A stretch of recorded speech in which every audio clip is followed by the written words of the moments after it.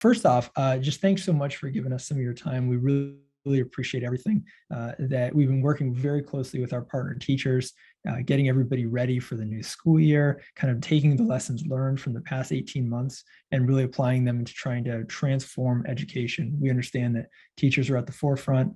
Your time is more valuable than ever before, and we really appreciate you spending a little bit of your day with us. In terms of this webinar series, this is actually the first in a series of free webinars that will be available from now through to the end of the calendar year, covering different topics like getting your students engaged through a virtual setting, project-based learning, social emotional learning, really thinking about it through the lens of what works not just in class, but also hybrid, virtual, whatever your situation may be. We're also going to talk about curricular design, formative assessment. So stay tuned. Take a look and look out for the summary email from this particular session, but there's going to be a lot more to come that we're excited to share with you. Now, if you've never heard of BSD, BSD stands for Build Something Different, as you can see here on the slide. And we work with teachers, partner with schools in order to help empower teachers to bring digital skills into their classrooms. And we'll talk just briefly about us before we move on to the good stuff. But I just want you to know that our position is partnering. We're an organization partnering with schools to really empower teachers. That's our mission. Now, a quick overview of what we're going to be expecting to cover. We are going to just touch a little bit on BSD. Specifically, I want you to introduce myself so everybody kind of knows who's speaking at them here. We're going to also then jump right into the good stuff. We're going to talk about building a strong pedagogical foundation for your digital content. We're going to talk about designing for flexibility, as well as show some real sample projects that we're using now in classrooms that we're finding success with. At that point, there's going to be a chance for some Q&A. Brent said before, save up your questions if you'd like, and you'll definitely have that opportunity. But again, feel free to jump in the chat if you prefer. Now, a little bit about me. I mostly just wanted to share sort of my journey that takes me to this session with all of you today. I studied in college. I went to college for digital media, where I learned about web development, game development, 3D animation, databases, all sorts of these new media type of technology skills. But my passion always was in education. And so shortly after school, at which I had opportunities to teach actually in school, I began leading technology courses. So I've had the opportunity to teach different technology classrooms in every grade, kindergarten through high school and beyond, adult education. I've done classes in just about everything you can think of, from coding and database work to Photoshop and video editing. And in that time, learned a lot about what works and what doesn't, right, when it comes to creating digital content. Currently at BSD, I facilitate professional development. So I'm the face that you see if you come to a professional development training at BSD. I also work with teachers throughout the year in continued coaching, which is an absolutely critical part of our overall organization, is being able to adapt on the fly with the schools that we work with. And my official role here is as Director of Professional Development. So I oversee our professional development and kind of the creation and execution of that globally. Now, let's talk about kind of what we believe to kind of level set and kind of allow you to get a perspective of where we're coming from. We mentioned digital skills a couple times already. Now, digital skills actually covers a lot of things. In some ways, it's like saying science, right? It's so broad. Do you study rocks or do you study rocket ships? It's all kind of under this umbrella of science. And digital skills are very much the same. And so what we do to kind of organize things and really help to direct and kind of focus the messaging is breaking it into hard skills, soft skills, and values. And this will be important for you to do as well. So it's good that we covered this really quickly. Now, the hard skills are often the things that are relatively short-term wins, meaning that your students will have opportunities out of school to do this in a career. They'll be able to build real things with them. There are things like coding and programming, data analysis, content creation for the web. It's the types of, when you talk about learning softwares and learning how coding languages work, the hard skills are really important for engaging students in the now and for empowering them to take that first step on their own. Now, I say short-term because the soft skills below and the values below that really encompass a skill set of evergreen skills, future-proof skills, skills that really build into the ideas of working with a team.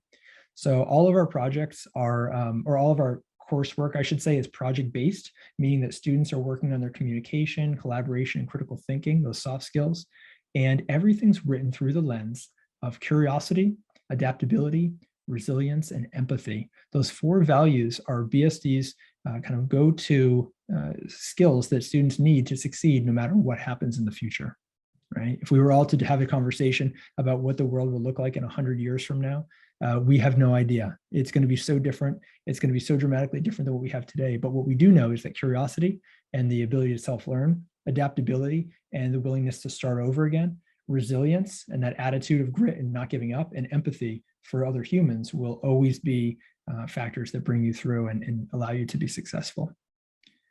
So let's talk a little bit about where we're getting started. That was enough about BSD. Let's jump in. We're all here to learn about creating digital content for education. So when we're doing this, we really need to start at the beginning. We need to think about a pedagogical foundation. Now, I'm sure many of you on the call have been through various trainings before. I've been part of a master's program, whatever it may be, and you've discussed pedagogical foundations before. Maybe you've learned, combined components of child psychology or what have you to, kind of create that bedrock upon which the rest can be built. With BSD, our pedagogical foundation is constructionism. All right, this is the foundation that we lean heavily on. Now, really, when we think of constructionism, the key points that I want everybody to take away from today is that it's a student-centered approach, and it's really based around discovery learning. So our students are actually determining what it is that they're going to build based on real skills that they already have, based on the knowledge they have. They're going to be building artifacts. Those could be digital artifacts, those could be physical artifacts, real things that we're building. And in parallel, they're going to be building mental models. Now, moving a little quickly, we could have a whole nother presentation on constructionism, but I want to give you a framework of where we're coming from. You don't have to choose constructionism for your pedagogical framework, but for us, it really helps to achieve the goals that we try to achieve in terms of technology projects and content. Now, constructionism, if you're not aware, came from an educator, a researcher named Seymour Papert, who is at MIT, was responsible as part of the team that created Logo. You may remember Logo is that programming language for kids that came out as very fundamental in kind of getting these conversations started. He went on to partner with Lego Group to work on their Mindstorms using a phrase that he had decided. And really his stretch, and actually the stretch of constructionism spreads way further than that. When we think about project-based learning, when we think about maker spaces in education and design thinking, a lot of that has roots back in constructionism. This idea of building something, thinking about it, and having reflections and being part of a bigger overall project. Now, as these kind of ideas spread, various outside contributors decided what makes good constructionist technology. And that ties into kind of our first lesson for today of when we're looking at technologies that fit our pedagogical approach, they need to have a few key factors. You can see in each one of the bubbles contains one of these factors. First, it has to be easy to get started. We call this a low floor or a low threshold. That means everybody can get in and get started right away. I'm positive that the people on this call have had 3 or 4 or 5 or 10 softwares in the past 18 months that act as a inhibitor to education. They end up being something in the way that they have to overcome and they have to train everybody to use.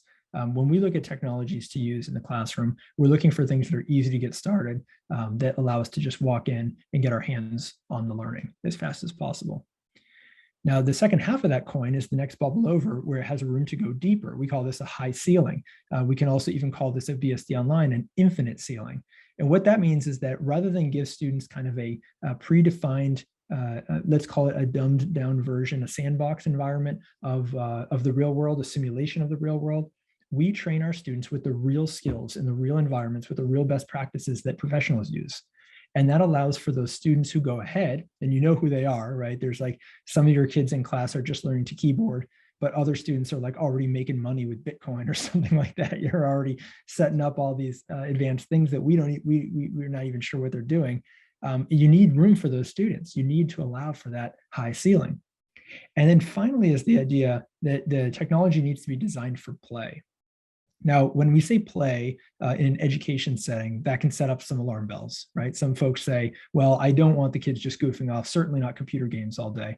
And of course, that's not what we're suggesting here. The specific type of play that BSD subscribes to is called hard fun, right? And this is a real term. The idea is that the challenges, the games, the experiences are designed specifically and purposefully and require students to provide reflection on what it is that they're learning. This is more in line with the idea of satisfactory hard work, puzzles, challenges that really get your mind moving, rather than kind of the sedentary sit back in a chair and absorb YouTube, right? Or kind of let your mind melt away while you play games. This is exactly the opposite. We want students who are engaged in play in a way that is designed specifically for that educational purpose. Now, again, as we move on to the next section, I want to stress that you don't need to subscribe to constructionism. That's not the purpose of this presentation, but you have to determine what your pedagogical framework is. That's the step one. You can't just start taking random technology tools and kind of slapping them together and kind of Frankenstein something and hope that it works. There has to be kind of a system on which everything else is built. And to give you an example of that, I'm going to show you ours. But keep in mind, again, this could be Montessori. You could use kind of more of an open source system that deals with open source softwares or something. You could kind of take whatever values you care about and make your own. But this is what BSD has created. Our philosophy is that learning should be hands-on and experiential. This means that our students are again, not just watching videos, not just listening, not just reading. Those things are all fine. They can do those things, but they need to get hands-on. They need to be the ones driving and making decisions and making mistakes. We also believe that certain students learn best when immersed in a project. And related, students should know the why of what they're doing, the real world application. Those two bullets sort of go together, right? Because when you have students who are working on a project, there is a bigger goal in mind. That's a very constructionism friendly idea, that the students are working on something with impact and something which they are in a small part of a much bigger whole. You don't get that question anymore of when am I ever going to use this? Because what you're doing in class is exactly what is happening out in the real world. At times, students can learn at their own pace.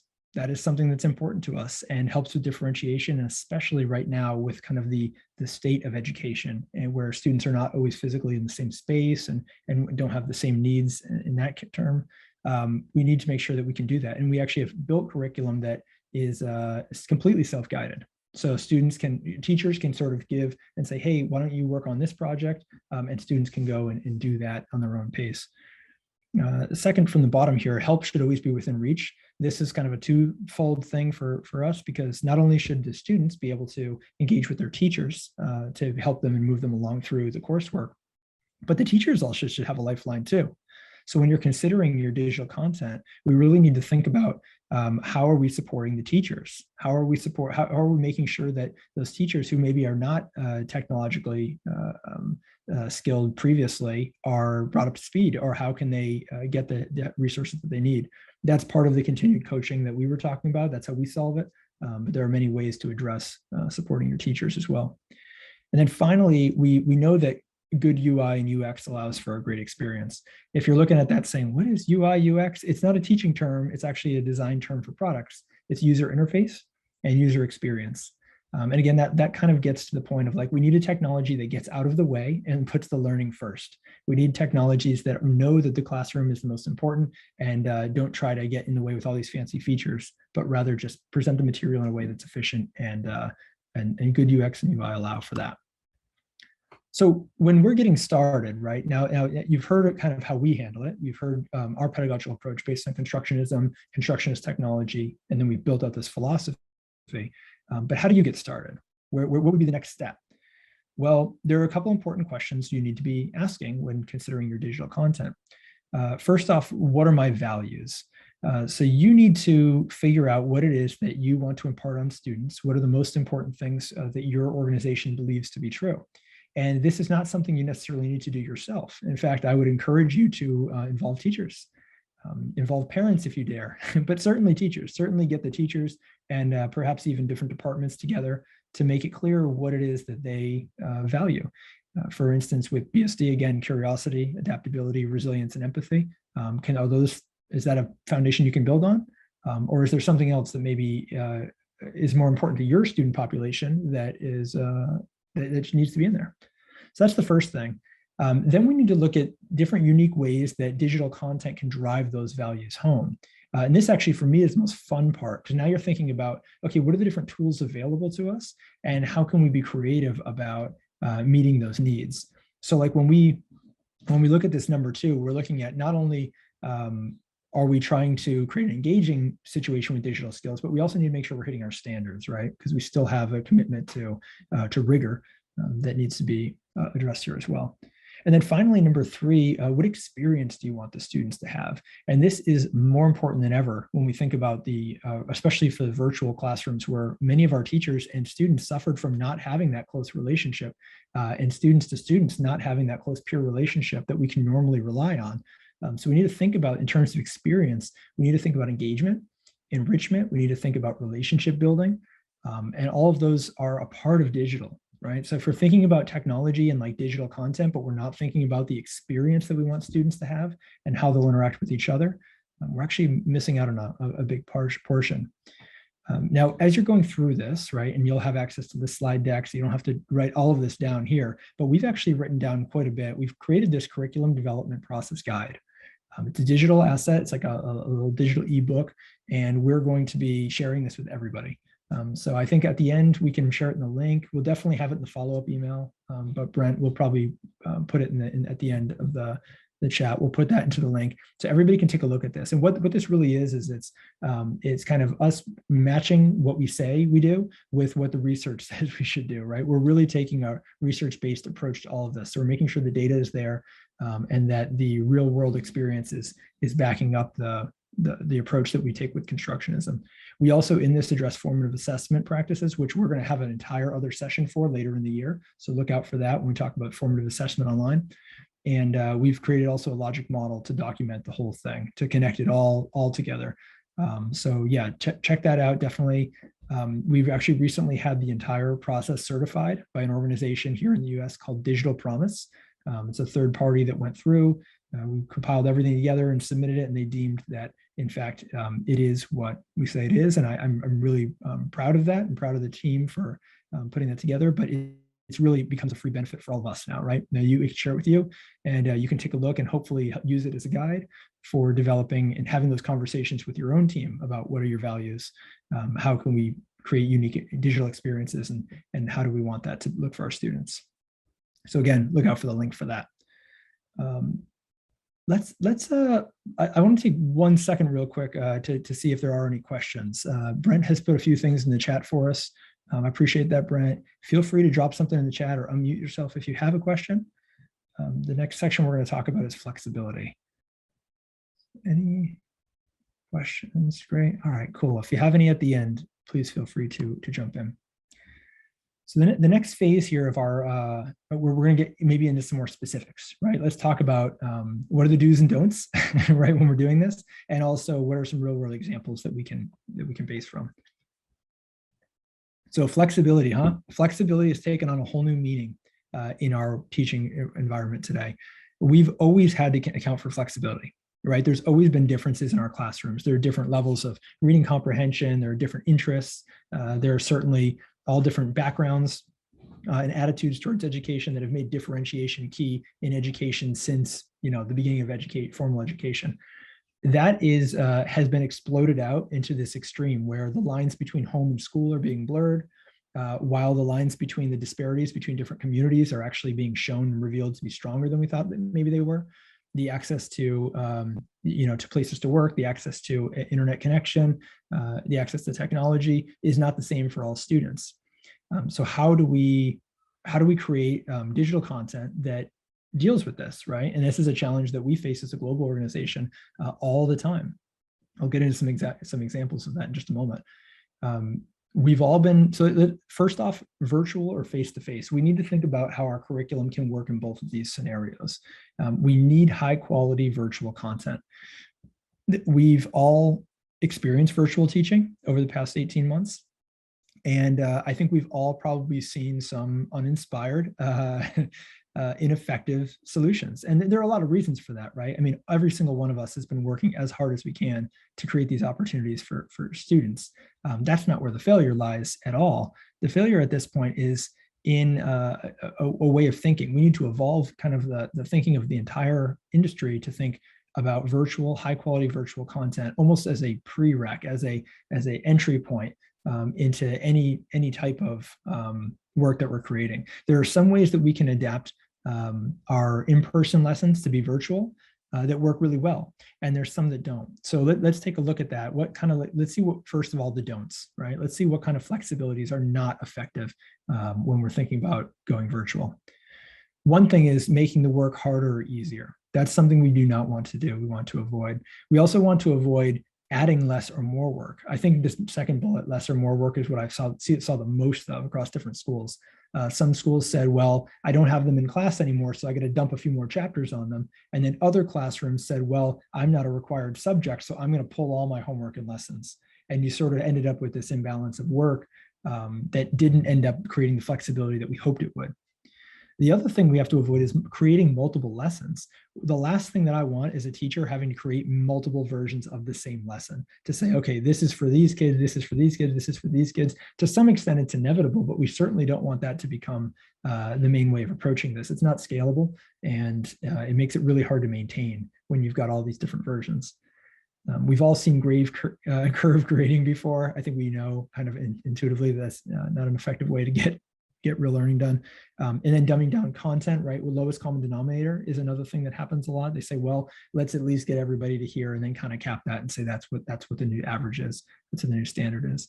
And then my least favorite thing, busy work, right? We absolutely do not want anybody doing any type of work just to be doing work. We always want to have purpose, and it should meet that bigger vision. So how do we feel so far? Probably looking at this list, you probably feel like, okay, good. I don't want any of that stuff. I want the good stuff. So what is the good stuff? Well, when we are developing flexible content, I just lost my mouse. There it is. We want to make sure that we're designing lessons and activities that meet students where they are. There's also challenges them in meaningful ways. Okay, easier said than done. Let's get into some examples. At BSD, we have students all over the world, right? So when COVID hit, we've got some students, we've got classrooms in India where we have 3 or 4 students all gathered around a mobile device. And that's how they're accessing learning. That's how they're accessing their coursework. Meanwhile, we've got students in Singapore where every single student has a laptop, a tablet, and phone, right? And they're all set up, and they've got all the technology, they've got sophisticated labs, and they've got what they need. So when we're designing curriculum that needs to meet both, we don't want to create anything on the don'ts list. We want to create lessons that meet the objectives and then scale up.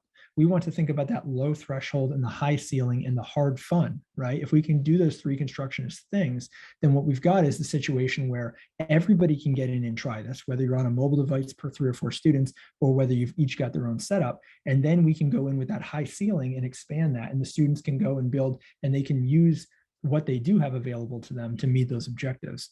And then finally, when we have the students that scale up, we also have those opportunities for hard fun, right? Where they're actually being challenged to think and create those mental models. So there's 3 specific levers that we can pull when we're doing these adjustments and we're trying to figure it out. We can change the content, right? So we could modify content within reason, within the standards. We can also change the process. So like, what are kids actually doing to do the learning? How are students absorbing the new material? And we can change the end product or deliverable. So multiple ways to show their learning. Now, today, I'm not going to talk so much about the content because really that's all of your realms more than mine.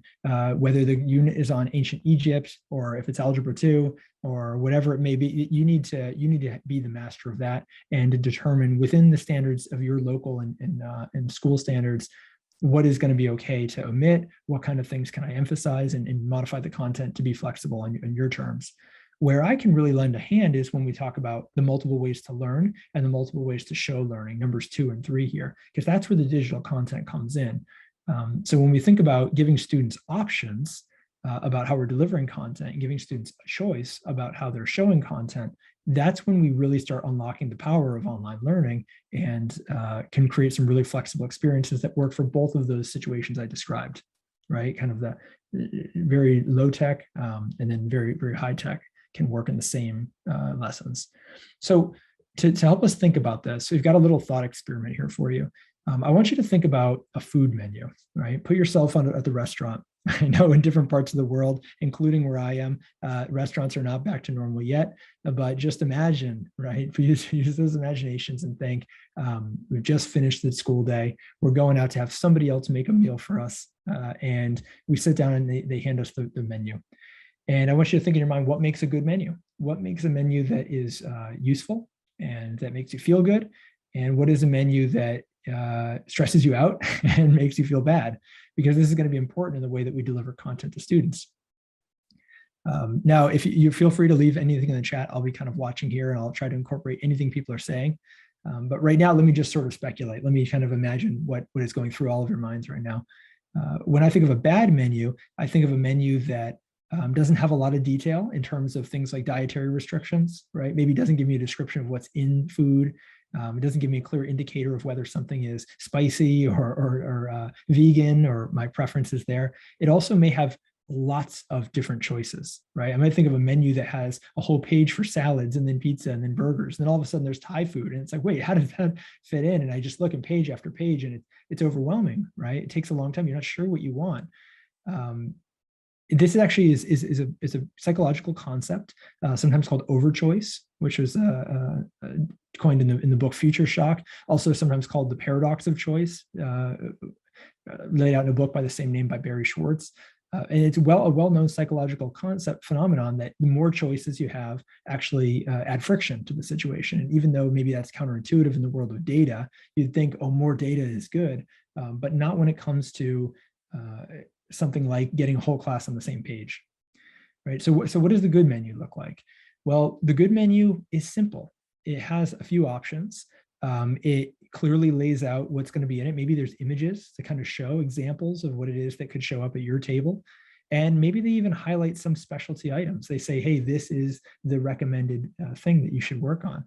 And when we think about how we want to present options to our students, we want to think about that good menu experience. So let me show you how I do it, right? So I mentioned before, I taught technology classes in every shape and size. And when I would do that, I would use a list like this. Now, the list that students see is not quite the same as the list that I have, right? I want to give my students voice and choice. I don't want to have them do the assignment, learn the material, and then do a test, right? I could, the multiple choice or short answer test, but I'd rather them be able to explain what they're learning in a way that really resonates with them and really allows for them to kind of work in their own space and time, wherever they are, literally, physically at home or whatever it may be, that they can execute and create something of quality that's going to stick with them. So here we've got columns for written products, presentation, technology, and media products that students can make. I would probably give my students maybe three of these options, right? Maybe one from each column or something like that. Maybe I'd say the options for this are going to be you can create a map, right? Maybe perhaps it's a history project, right? You can create a map from the media products. You could create a flow chart from technology products, or maybe in the presentation, we could do a panel discussion. And those are sort of your three different options of how you want to do it. And then students are able to then take what they specialize in and run with it. And what you'll find when you use this approach, and what I've found, is that you'll discover things about your students that you didn't know. You'll uncover hidden talents. You'll find that, oh, this one student is really, really into video production, right? And wants to do that as a career. And this is something that they are super inspired by now. And they can make something that they're proud of and shows really excellent work on top of gaining those digital skills. You'll also find students who are interested in music and theater. Everybody's got something. And it's a great way to, without dialing back the rigor, without reducing the work that you need to do, by it really plus ones the student's experience in class. It allows them to show themselves. It allows them to be social. It allows them to make connections outside of school with their classmates. And that's right now a big benefit of kind of giving them a little bit of this voice and choice. One other thing you need to, I mentioned a few times, standards. Right. I know it's a reality that we all work within. And I do want to point out a little asterisk on this, is that we do still have to consider our standards. I'm not suggesting that we throw away again, like if we're doing language arts and it says that we need to do some sort of writing portion, we don't throw that away. We need to incorporate that work, but rather the vessel for really demonstrating the understanding overall can be changed. And it's up to us to kind of pare it down. Look at this selection and really pare it down to what makes the most sense for the assignment for kids.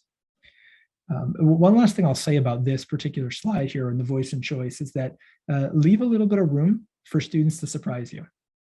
I was just talking with a colleague about this exact thing, and he reflected on a class that he was teaching where one student wanted to do a rap. They wanted to take what they had learned in class and they wanted to design a rap and perform that rap for the class. And what he didn't know about that student is that they actually were sort of like a miniature YouTube star and actually had a little bit of experience and credibility in this space and came up with something really, really awesome that surprised everybody. But it's only because he allowed for that sort of extra wiggle room for something that maybe they didn't think about. And if you can create this as a standard behavior, standard operating procedure in your class, you're going to find a lot of engagement, even in this virtual setting. Now, let's take a look at specifically how BSD is doing some of this. How do we take digital content, apply it through the filters of constructionism, apply it through our philosophy, think about flexibility, the do's and don'ts of flexibility, and then provide our students with voice and choice to design a project? Well, there's a couple different ways. I'll show you a couple examples first. The first one is called the Personal Web Page Project. Now, this is a really popular project within schools that we work with. Students are actually building their own website using coding languages, HTML, CSS, and JavaScript. Those three languages each have their own roles to play. So students learn about developing content for the web, styling it and formatting, thinking about not just what looks good, but also what's accessible to their audience. And then JavaScript being the brain behind the application. And for those of you in the coding world, you may have heard of other coding languages like Python or C++, and that's kind of, it goes in that direction for those students, right? Not everybody's going to run and do that, but that's why we have that high ceiling in case some students will. Now, one of the important things, though, is that we're taking the hard skills of computer science, but we're also applying these soft skills as well. We're thinking about there's lessons embedded within our curriculum that talk about privacy, right? That talk about digital skills, that talk about how to be safe online and what's appropriate to share. And by doing this, we're actually enabling students to learn a hard skill, right? Learn soft skills like digital citizenship and responsibility, but also along the way, they're making all the decisions about this project. So they're creating, they're choosing their colors, they're choosing their content, they're choosing their topics, they're creating their images. And so what happens is that everyone goes through this same technology project. Remember, we're talking about digital content for education. Everyone's going through this same course, the same project work, this lesson, but at the end, all of their portfolios looks very unique. Everybody's looks different. Everybody made different choices along the way, but still came out and met the objectives. Right? These are the types of projects that BSD facilitates that really resonates with everything that we've been talking about, kind of puts it all together for us. Another example of a project like this could be the Digital Citizenship Guide. This is another project that is open-ended for students in a different way. So the Digital Citizenship Guide is about making commitments and becoming aware and also becoming accountable for your actions online. And so we still have HTML, CSS, and JavaScript. We still have students who are learning real coding languages.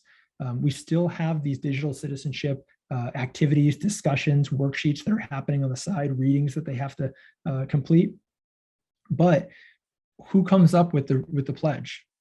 The students do. It comes from the students in the constructionism style where students are guiding and leading the learning and students are kind of paving the way. That's what they're doing here. They're making the commitment to do these different things. So it's not me as the teacher saying, this is how you need to behave online. It's them using what they've learned, doing further research and coming up with the pledge that they've created. And you can bet that they're going to follow the rules that they came up with a lot better than the rules that I come up with. And so this is just another example of sort of giving students a framework to work in, right? Remember, a limited number of menu items, flexibility to create their own path, but ultimately meeting your standards, right? Meeting your objectives. And so this is what BSD helps design, all the time. This is our bread and butter. Now, I'm going to move just before we jump into Q&A, which I'm happy to answer any questions that come up. I do want to also share a couple different opportunities that are available to the folks on this call right now, on this webinar. One would be, I encourage you to check us out on Hour of Code, right? For those of you who have done maybe a little technology classes before, you've probably heard of Hour of Code. It's been around for a number of years now, and BSD has been involved also for a number of years. We have donated our projects to their platform. So all you need to do is Google Hour of Code. You'll find their site. You can read about their mission of getting students to or schools to sort of focus on their energy on computer science for 1 hour per year. Usually happens in December. And if you do a little search for BSD when you're in there, you're going to find our material. I think Brent will probably link also in the follow-up information. The 3 projects that we've given are here: Trivia Game Maker, People Who Inspire Me, Life Below Water, and they've been done tens of thousands of times, and schools have a lot of fun with it. So check us out there. Feel free to try it out. If you are in a position where you feel like you're looking for a more integrated solution for your school, something that you would like to try to roll out for this school year, we are opening up a trial period for folks that join these webinars. So this is exclusive to you. We can't do this for everybody because our approach is very high touch. So when you do something like this, you talk to me, you talk to our team, we learn about your objectives, and we help you to build something that's going to work for you in terms of digital content. What's available here is okay, cool, Brent, I appreciate you. You got it in the trial. You can also check out the links in the QR code here. There are 8 projects total where students are going to be learning real coding languages. You can see we've got tons of resources, including videos, live coding quizzes, and everything like that. So definitely check that out. If you have any questions, we've also got Brent's email right there, so you can feel free to reach out anytime. I have just one more slide here that shows you the projects that we do. I'm not going to go through every single one now, but I'm excited for everybody here to be able to explore these. The top 4 really are around creating different ways to share and express yourself online. They're very versatile projects. I call them utility projects because they can really be done in a lot of different contexts. We just change some of the requirements, and then your students can even reuse these in different classes. And then the bottom 3 are more about coding skills, right? And kind of +1ing your experience in HTML, CSS, JavaScript, and can be used for teachers just as much as for students. So even if you're not sure you're going to try it with your students yet, feel free to try it yourself. I am really big on feedback. I would really appreciate if everybody on this call would take an opportunity to leave us some feedback. This is about this webinar series. Like I said, we're going to have about a dozen more from now till the end of the year. They're going to cover a variety of different concepts. I'd love to know what worked today, what didn't work today, how you felt that this applied, if there's things that you can use right away, if there's resources you wish we had shared. Please check out that bit.ly link. And maybe that can also, we could toss that in the chat. Oh yeah, you got it, Brent's way ahead of me. And if you could just fill that out, we'd really appreciate it. Okay, awesome. Well, that's it for me in terms of my spiel here. I'm going to leave you with this picture, and if you could, feel free to ask any questions. I'm going to stay on until the last person is off, but I welcome any questions that we have. Either feel free to unmute yourself and just jump in, or you can always type in the chat, and we'll be happy to field them there.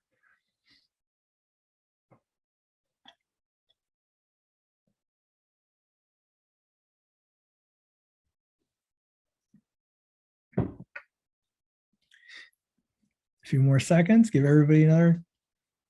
I'm not going to say anything. You can jump right in.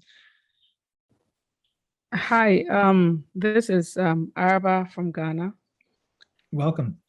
Yeah, thanks. So I'm actually here because a friend of mine is trying to see whether we can actually get this started in Ghana, because I'm sure you know BSD is not in Ghana. But one of the bottlenecks, if I can call it that, would be the cost implications to kids on this end. So I don't know if you have any comments on that. Yeah. I mean, Brent and I wouldn't get into it right now in this setting, but what I will tell you though is that first off, the trial projects to be used now are obviously available to you as a starting point, but I would really encourage you working with our team to really dial that in and figure it out, because we actually have we can really build a program that meets the various needs. I mean, we would love to be able to help. I think as a organization that's in education, technology education, especially right now in history, our priority is to get digital skills into the hands of all students.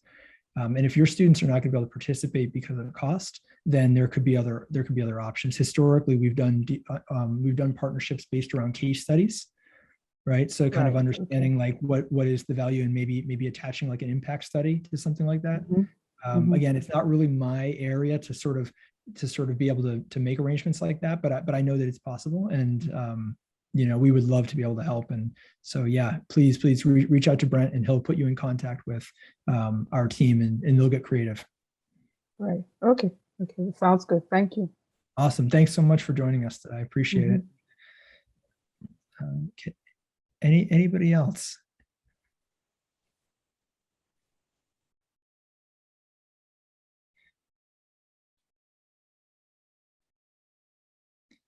Just a moment more. Cool. Well, you know what? Another really valuable thing for us all to get back is 5 minutes. So I'm okay with that too. Thanks, Brent. I saw you in the chat there. Any last remarks from your end, Brent, as far as next steps? It sounds like they're going to be getting an awesome little goodie bag that has like all the links from today. Right? Is that the case? Right, correct. Yeah, tomorrow I'll be sending out an email with a recording of this presentation and some of the links we mentioned today. So you'll have all that handy. And just a reminder that we have more webinars coming. We have one next week with Mike as well.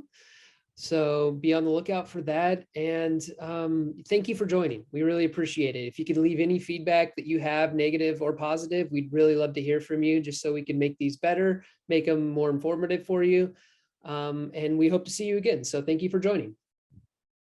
Awesome. Thanks, Brent. Take care, everybody. Hope everyone has a wonderful last few days of your break. You earned it, and we'll hope to see you soon.